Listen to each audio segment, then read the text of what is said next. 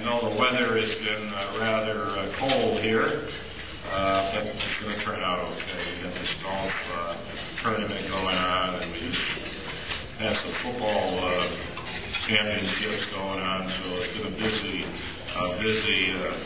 year for this great area. And I highly recommend you get tired of the snow in Buffalo or Michigan or wherever, move here. I want more people to come to Maricopa County. You know, when I ran for sure, this is so far back. First of all, I was a cop in Washington, Vegas, locked up Elvis Presley, and I was with the U.S. Drug Enforcement. I was a director of Mexico, South America, Turkey, Middle East. I could go on, and that's what brought me here. I was transferred to take over Arizona in 1978, and I retired in '82 and joined my wife in business, just like you're in business. Bless you. I hope you make a fortune. And I worked for my wife for 10 years in the travel business, and got tired of working for my wife, so I decided to run for sheriff. Many of you work for your wife. I'm sure you know what I'm talking about. But that's okay. We've been married 50 years. In a few months it'll be 50 years, so I've been able to survive 50 years. Been in law enforcement 45 years. But when I ran for sheriff, I was 60 years old. I'm not afraid to tell my age, especially most of you can't vote for me anyway. So I was 60 when I ran in 1992, and I made a few promises, like let's put up a big tent city, build up our volunteer posse, and get tough on crime.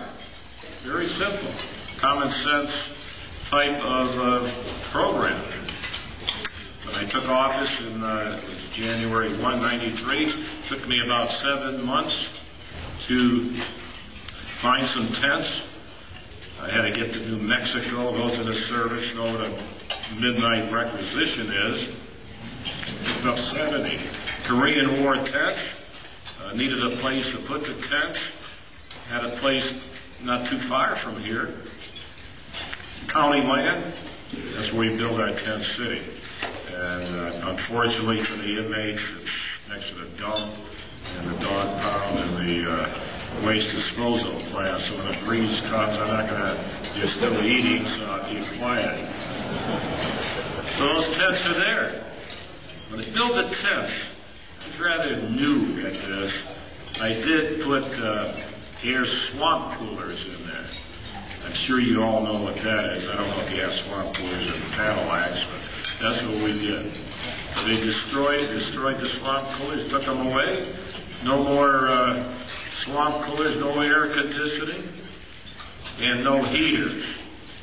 Now, about a week ago, I believe it was like 100, 5 degrees, 10 degrees. They didn't like it. I took a little heat on that. Last year I did take the TV out to the tent. I usually do it once a week when I need some publicity, but I took my thermometer and put it on top of the bunk. It's 141 degrees in the tent. And when they start criticizing me, I said, our men and women, they go to fight for our country. They're living in tents. So shut your mouth, and I do shut everybody's mouth. They don't want to put up. So the tents are still there. After you like to take a tour, not all at once, because I can only hold 2,000 inmates in the tents. So it's been a great program. Not because it only costs $100,000 versus $100 million to build a jail, but I don't do it for money. See, I'm a strange guy. I use the word punishment. Nobody uses the word punishment. It's all called rehabilitation, education. But when you commit a crime, you're not supposed to take away their privileges like we used to years ago with our kids. We took away privileges. We punished them. So I don't know why that's a bad word to use in a jail, punish people. But I do it, and I do it in a nice way by taking away their movies, taking away their TV, except for the Weather Channel. I do let them see the Weather Channel and the Food Channel.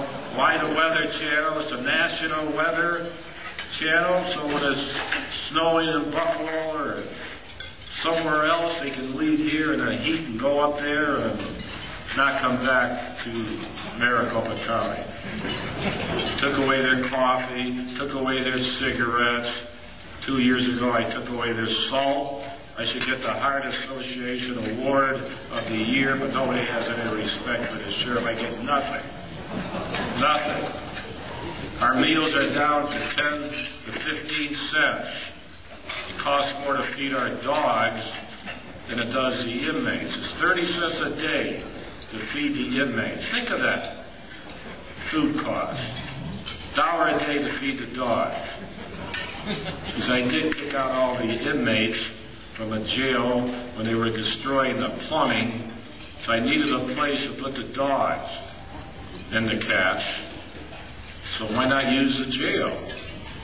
I forgot that was the only air-conditioned jail we had. When people say you kick out the inmates, throw them in a hot tent, and you put the dogs and the cats in an air-conditioned jail.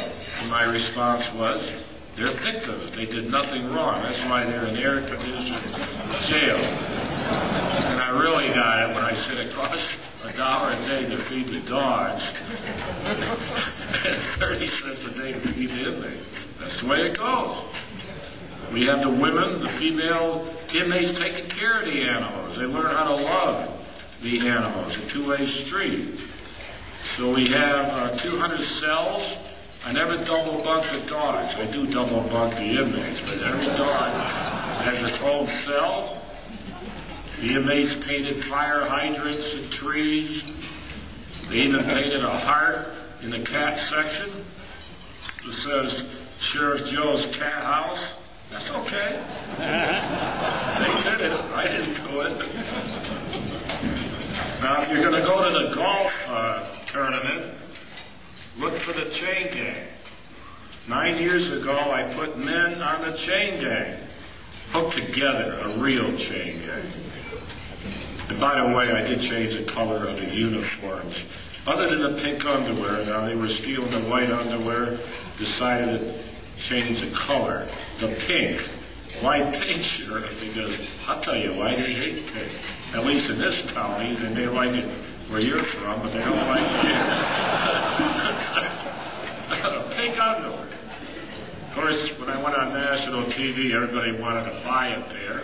Since I learned something from my wife in private business, how to market things, why not market the pink underwear? So we sell it, $10 a shot. That underwear is everywhere. In fact, I was with the English TV this morning, and they said, we see your underwear hanging in the pubs. It's in museums in Scotland. It's all over. So we sell the underwear with my badge on it and my name, of course, and it goes to our volunteer posse. We have 3,000 men and women, airplanes, jeeps, you name it, we got it. And they help fight crime. I send the volunteer posse out after hookers and after illegals. I get to that in a minute. And I can go on and on. So it's a great concept. The inmates were wearing the green and blue scrub uniforms like a dedicated medical profession wears, or the orange.